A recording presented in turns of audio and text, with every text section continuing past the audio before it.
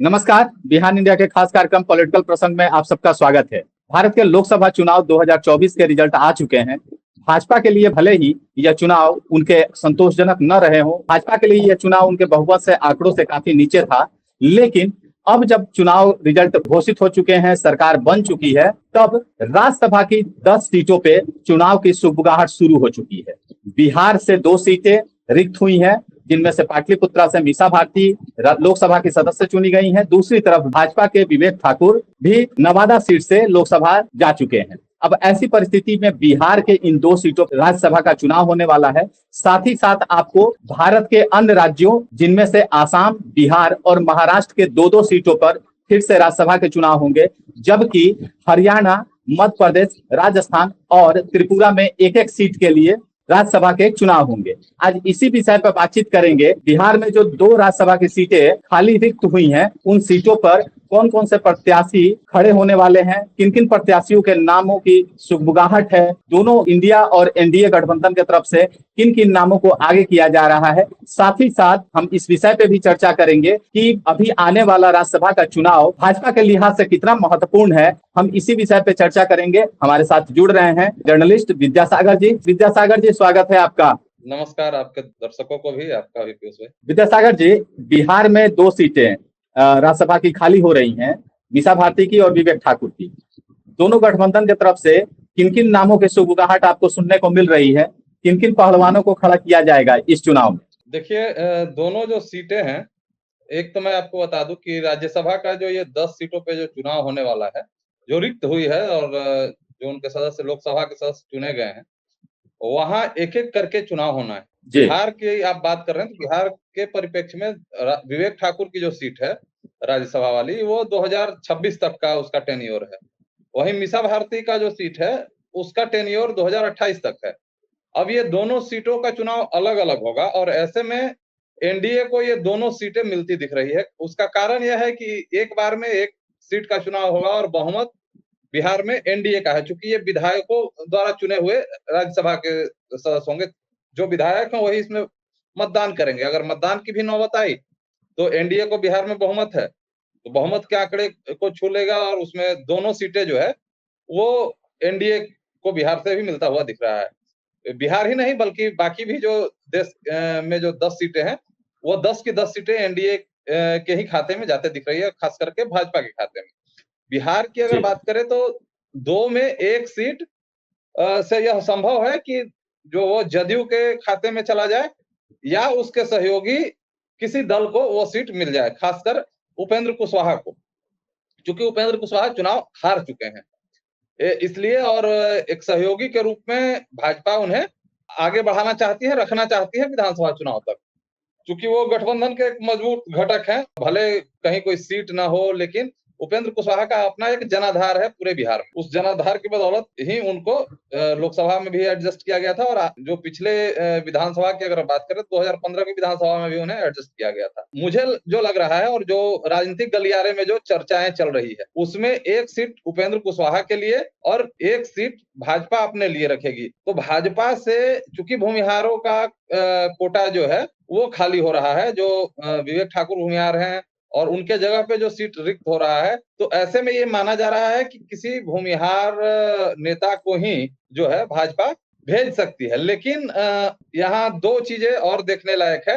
अभी जो एनडीए का जो सरकार बना है, एनडीए की जो सरकार बनी है, उसमें बिहार से 2 मंत्री भूमिहार हैं। राजपूतों की संख्या नहीं है उसमें, कैस्टों की संख्या नहीं है, एक भी कोई जो है बिहार से खास करके कैस्टों को कोई भागीदारी नहीं दिया गया है। तो ऐसे में यह भी मान के चला जा रहा है कि आरके सिन्हा के जो पुत्र हैं, उन्हें कैस्ट समाज को साधने के लिए वो, चूंकि अब 2 साल ही बचा है, तो वो सीट दी जा सकती है, उनके भी नाम की चर्चा है।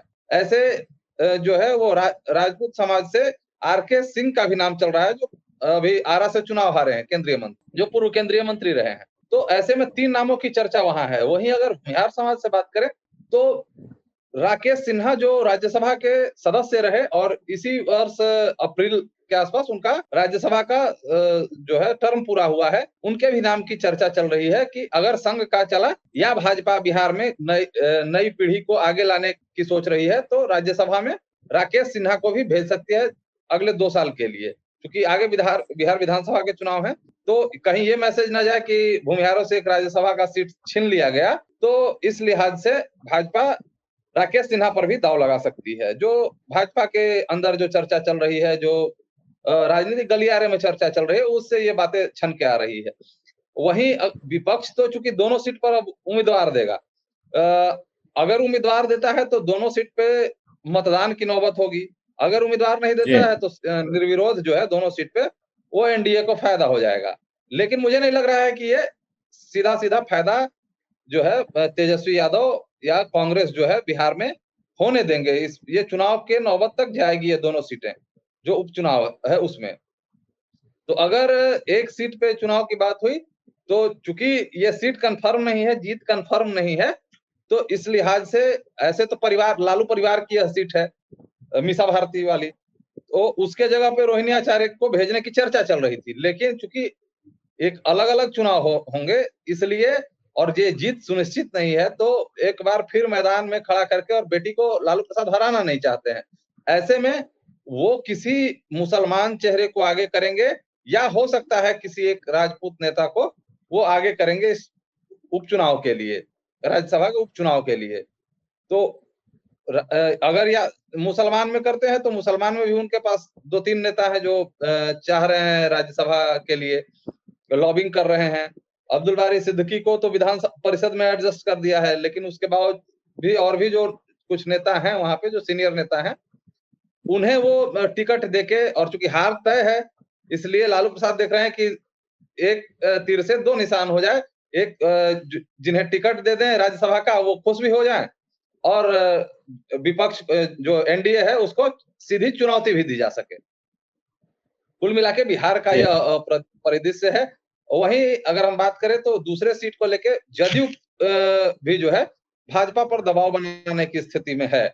जदयू का ये कहना है कि चूंकि केंद्रीय मंत्रिमंडल में उसे मात्र 2 सीटें ही मिली है, एक केंद्रीय मंत्री और एक राज्य मंत्री। ऐसे में एक सीट जो है वो जदयू की बनती है, चूंकि 43 विधायक उसके हैं और 40 पे एक जो है राज्यसभा के सदस्य चुने जाते हैं बिहार में। तो ऐसी स्थिति में दोनों को मिला करके जदयू भी यह दावा ठोक रही है कि जदयू के कोटे से भी जदयू को एक कोटा मिले। अगर उपेंद्र कुशवाहा को यह नहीं मिला, तो ये जदयू को एक सीट जाना तय माना जा रहा है, और उसमें जो है वह किसी जो है अति पिछड़ा समाज के आने वाले नेता को वो भेज सकती है। अगर जो है भाजपा भूमिहार को उस सीट पे जगह देती है, तो इस सीट से जो है जदयू किसी अति पिछड़े समाज के नेता को भेज सकती है, या अगर भाजपा किसी दूसरे समाज के नेता को भेजती है, तो इस सीट से जो पिछले वीडियो में हम लोगों ने बात किया था जहानाबाद सीट को लेकर, और आपको जी याद होगा वहां पे एक नाम चर्चा में था भोला शर्मा का। बोला सर। तो ये जी हो जी सकता है कि भोला शर्मा को जदयू राज्यसभा के लिए उतार सके मैदान में। जी जी आपने बिहार के बारे में तो सब बता दिया, लेकिन अब हम थोड़ा चलते हैं देश में किस तरह से राज्यसभा की इस चुनाव से भाजपा के पावर डायनेमिक्स बदलने वाली है। भाजपा भले ही लोकसभा में बहुमत का आंकड़ा नहीं पार कर सकी हो, लेकिन क्या इन चुनावों से, अभी जो राज्यसभा के चुनाव होने वाले हैं, क्या इन राज्यसभा के सीटों से भाजपा राज्यसभा में बहुमत प्राप्त कर लेगी?